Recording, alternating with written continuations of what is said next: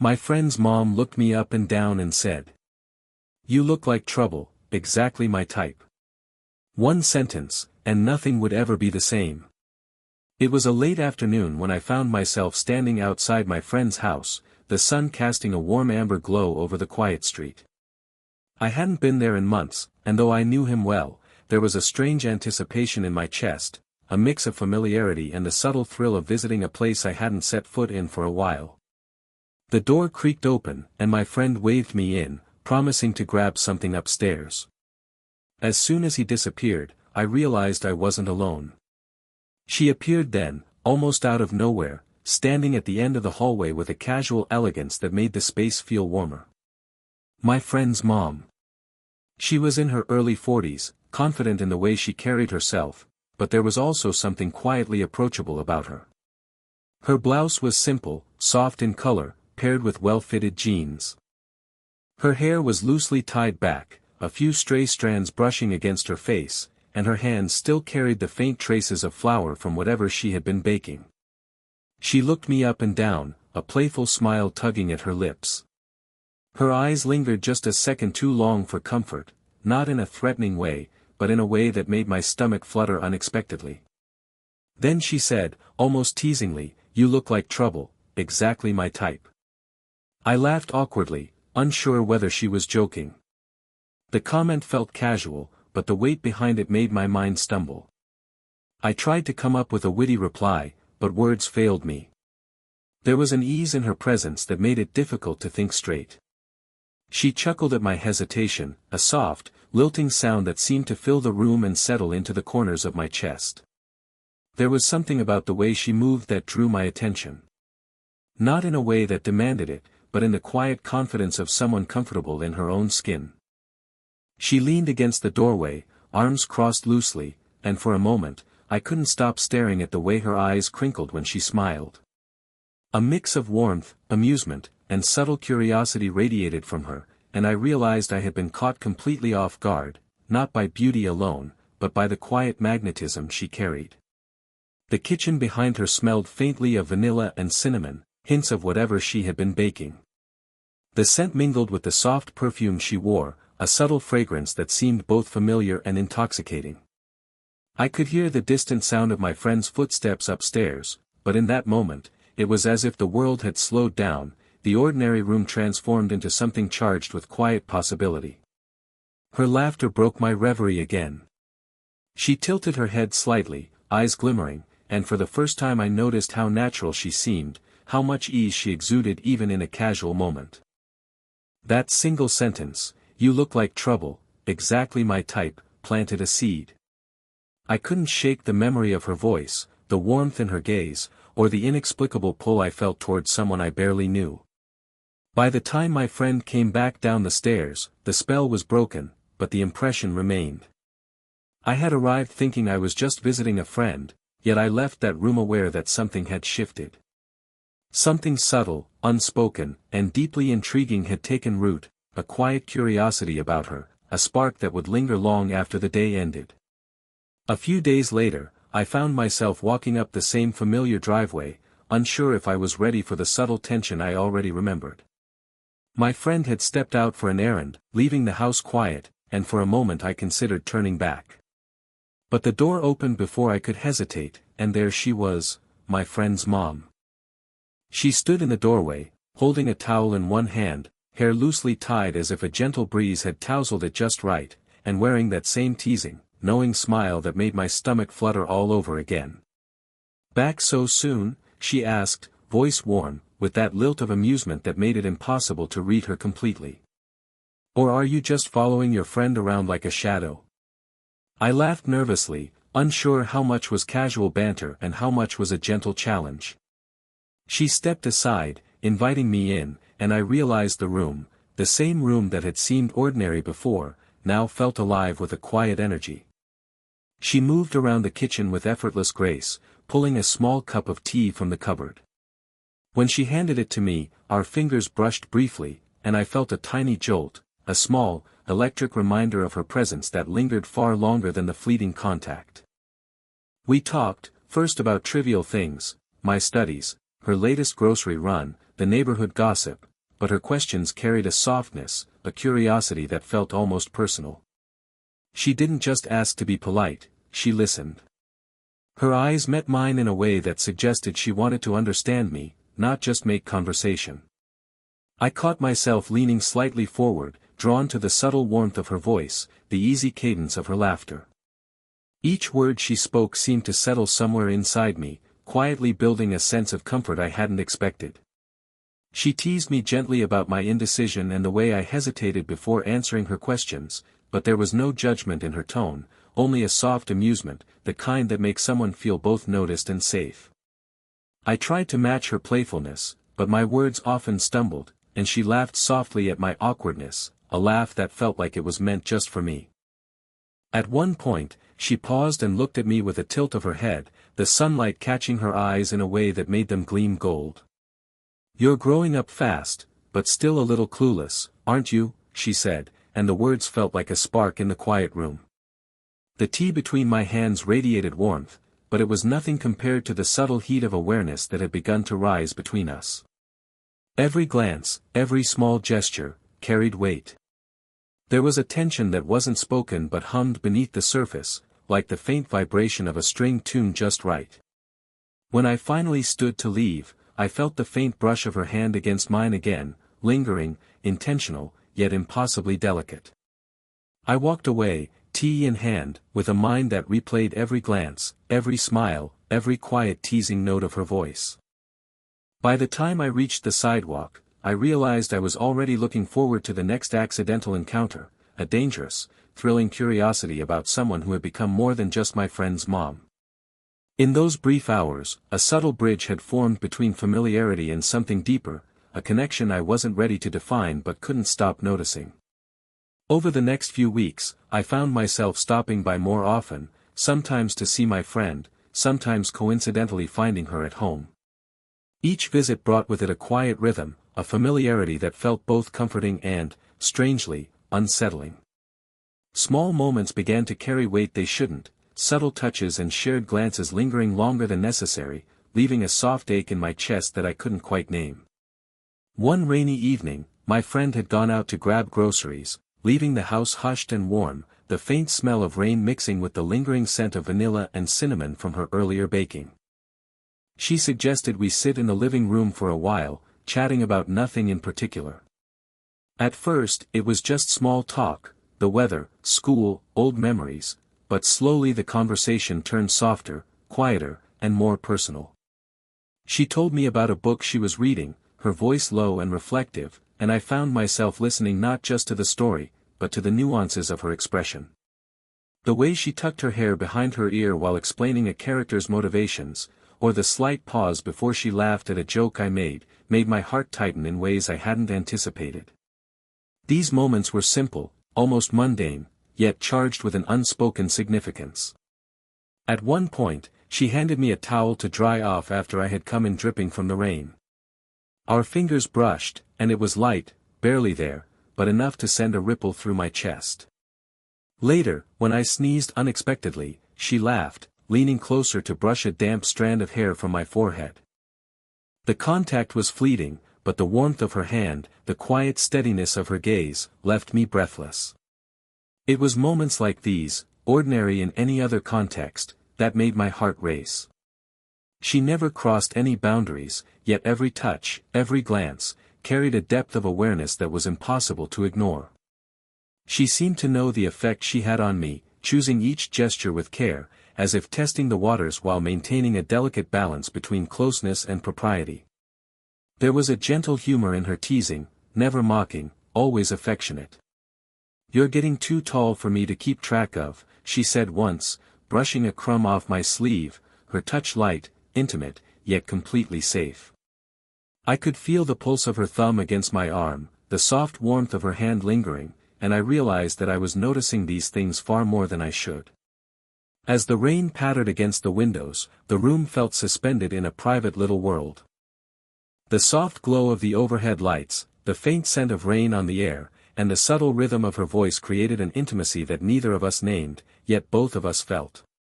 By the time my friend returned, the spell was broken, but the impression remained. I left the house that night aware of a new tension, a quiet pull that made ordinary interactions feel electric.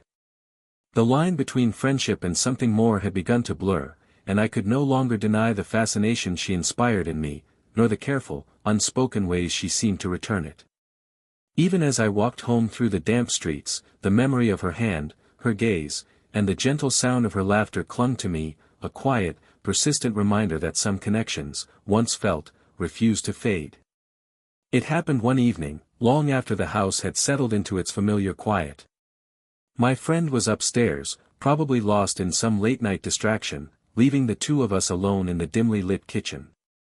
The warm yellow light pooled across the countertops, mingling with the faint aroma of herbs and baked bread from earlier that day. We were tidying up after a small gathering, glasses clinking softly as we stacked them, the distant hum of the refrigerator punctuating the silence. She leaned against the counter, her posture relaxed yet deliberate, and began to tell me a story from her younger years. At first, it was casual, a tale of college adventures and choices that seemed reckless in hindsight. But gradually, her voice softened, carrying a quiet wistfulness. She spoke of regrets, of decisions that shaped her life in ways she hadn't anticipated, and the vulnerability beneath her confident exterior became impossible to ignore. I watched her closely, noticing how her fingers traced the edge of the counter as if grounding herself, and how her eyes seemed to search for understanding rather than judgment. I said something small, almost involuntarily, that she didn't seem like someone who carried regrets. She tilted her head slightly, and for a brief moment, the playful, teasing energy I had felt before gave way to something quieter, almost fragile. Her lips curved into a faint, rueful smile. "Everyone has them," she said softly, her eyes holding mine. "Mine just wear better lipstick." The comment made me laugh, though there was a catch in my throat. It wasn't funny, it was human. Honest. And in that honesty, there was a closeness I hadn't expected, a bridge being built between two people who weren't supposed to navigate this kind of intimacy. The kitchen seemed smaller suddenly, the space between us charged with a tension that neither of us named but both of us felt. She looked at me, really looked, her gaze lingering on mine in a way that suggested awareness of more than just friendship. I found myself wanting to say something, to admit that I enjoyed being around her more than I should, that her presence unsettled me in a way that thrilled and terrified me at the same time. And somehow, the words came out. Tentative, awkward, but true, I like being here. With you. Her expression softened further, and for a heartbeat, she seemed weightless, caught between the confidence she always carried and a vulnerability I had only just glimpsed. She leaned slightly closer, the air between us tightening with the unspoken acknowledgement of what we both felt. Her voice was almost a whisper when she spoke, "That's the problem." "So do I." Time slowed in that kitchen. The world outside the windows, the hum of traffic, the rustle of leaves in the evening breeze, became background noise to a moment that felt infinite. The faint warmth of her hand brushing the edge of mine, the subtle scent of her perfume mingling with the air, the quiet steadiness of her heartbeat visible in the rise and fall of her chest, it all grounded me and lifted me simultaneously. We didn't need to say more. The tension, the acknowledgement, the intimacy of our shared honesty, was enough. For the first time, I realized that whatever this was, it had crossed a threshold. Something had shifted. And in that soft, charged silence, I understood that our connection was no longer just accidental or playful, it had become something neither of us could ignore. For days after that evening in the kitchen, I found myself avoiding the familiar path that led to their house. Every time I thought about stopping by, a strange tension knotted in my chest. Her words, whispered in that soft, almost vulnerable tone, replayed in my mind, making it impossible to think of her casually. I wasn't sure what to do with the feeling stirring inside me, admiration, fascination, and a slow-burning attraction I wasn't supposed to have. She didn't reach out either. Texts went unanswered, calls were politely deferred. The house, once a place that had felt warm and inviting, seemed just out of reach, and every day that passed without seeing her felt like a dull ache in my chest. I tried to convince myself it was better this way, safer, for both of us. But when I did see her again, even by accident, the walls I had built around my feelings started to crumble. It happened at a local cafe, one late afternoon. I was there grabbing a quick coffee after class, trying to focus on homework, when she appeared, gliding past the tables with that same natural elegance that had always seemed effortless. Her eyes met mine briefly, and I saw a flicker of recognition, and something else, something unspoken. She smiled, polite but reserved, and I felt the quiet pull of tension that had been simmering for weeks. We spoke carefully, as though rehearsing neutrality, but the air between us hummed with the unacknowledged connection. Every word was measured, every gesture deliberate. She laughed softly at a minor joke I made, but her eyes held a depth I couldn't ignore. There was a subtle awareness in her every move, a trace of the intimacy we had shared, a delicate acknowledgement that the tension between us was still alive. At one point, she brushed a crumb off my sleeve. The gesture was almost too small to notice, but my heart leapt. Her fingers lingered briefly, and the warmth of her hand against mine was enough to remind me of all the moments we had shared in recent weeks, the fleeting touches, the glances that stretched a heartbeat too long, the quiet laughter that felt private even in a public place. The cafe around us blurred into background noise, the low hum of conversation, the faint clink of cups on saucers, the aroma of roasted coffee beans.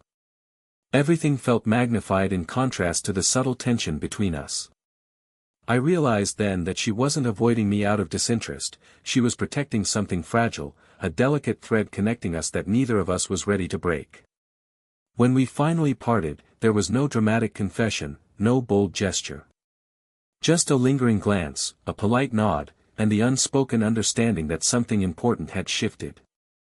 The ache of what we couldn't admit, the bittersweet longing, stayed with me long after I left the cafe. Walking home, I felt the quiet pull of anticipation and worry interwoven. The distance had hurt, but it had also clarified the depth of what we felt. Every accidental meeting, every subtle touch, every silent acknowledgement became a small thread in a tapestry we were both beginning to see more clearly. And though it was frustrating and confusing, I knew one thing: the connection between us was undeniable, and it would not be so easily ignored. Even in absence, she remained present, a quiet, persistent force I couldn't shake, a tension that was as painful as it was intoxicating. It was a cool evening when she appeared at the entrance of the cafe where I worked part-time, pretending as though it were mere coincidence. My heart immediately skipped a beat when I saw her, the same graceful poise, the subtle warmth in her smile, and that glint of something unspoken in her eyes.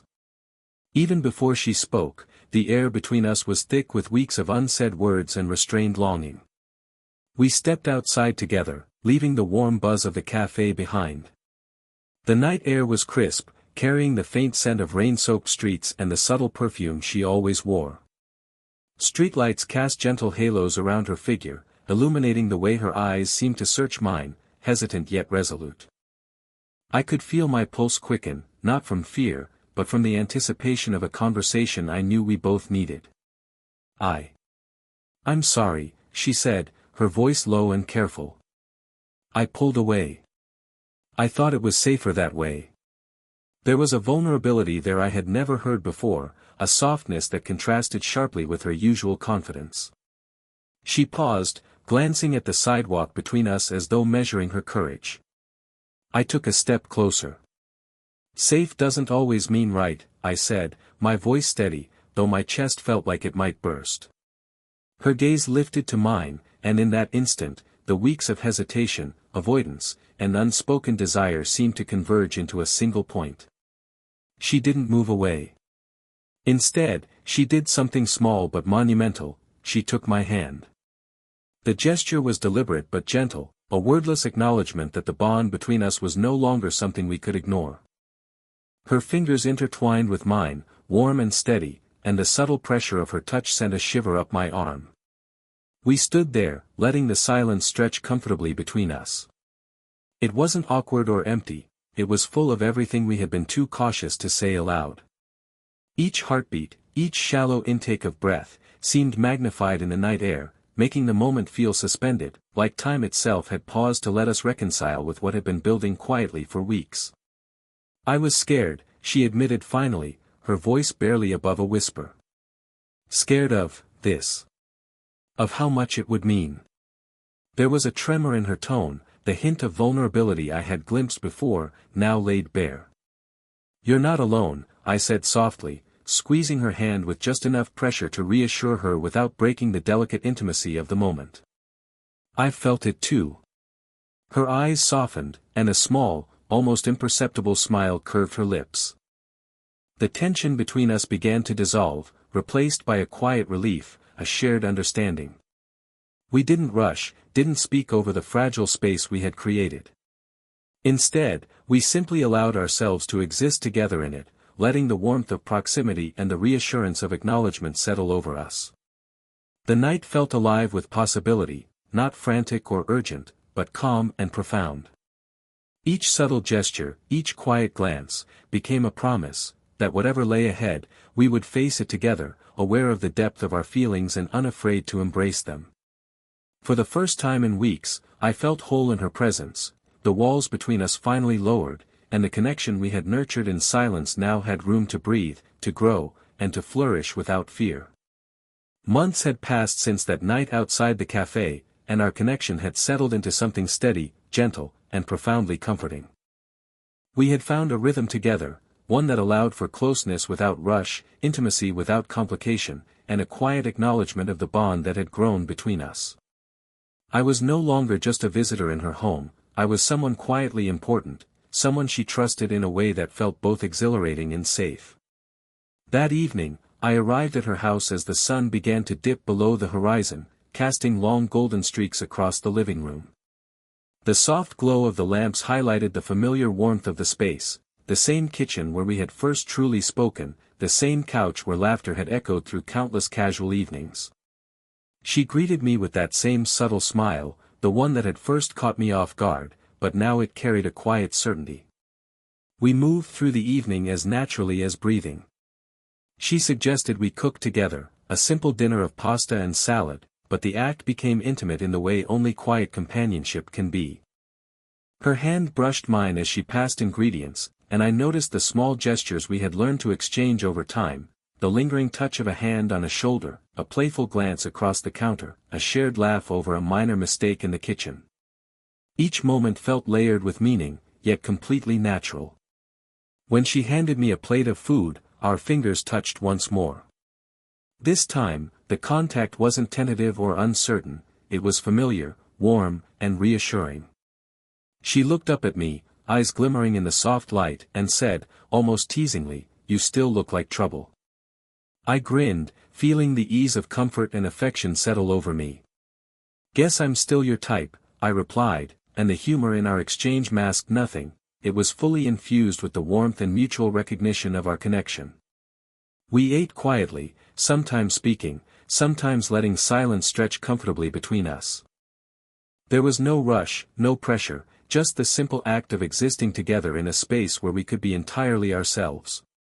The subtle intimacy of our shared evening, a hand brushing a back, shoulders touching while reaching for utensils, the gentle cadence of conversation, conveyed everything that words could not. Later, we moved to the living room, settling on the couch with soft music playing in the background. She rested her head lightly on my shoulder, and I could feel the slow, steady rhythm of her heartbeat. The simple closeness, the gentle warmth of her body against mine, the familiarity of her presence, it was a quiet, profound affirmation that the bond we had nurtured over months was real and enduring. By the time the night deepened, it felt like a gentle understanding had solidified, that our connection was not defined by fleeting passion or rushed emotion, but by consistent presence, trust, and affection. It was an intimacy that respected both our lives, both our experiences, and allowed the love between us to grow in a way that was patient, deliberate, and deeply satisfying. In that quiet room, filled with the soft glow of evening light and the subtle aroma of dinner lingering in the air, I realized what love could look like when it's real, calm, steady, tender, and entirely mutual. The story had reached its natural end, not with drama, but with warmth, closeness, and a deep, unshakable bond that promised more than words could ever convey. If you enjoyed this slow-burn story of unexpected connection and quiet romance, don't forget to hit like and subscribe for more heartwarming age gap romances. Share your thoughts in the comments. Have you ever felt a connection that caught you completely off guard? And remember to turn on notifications so you never miss a story that tugs at the heart.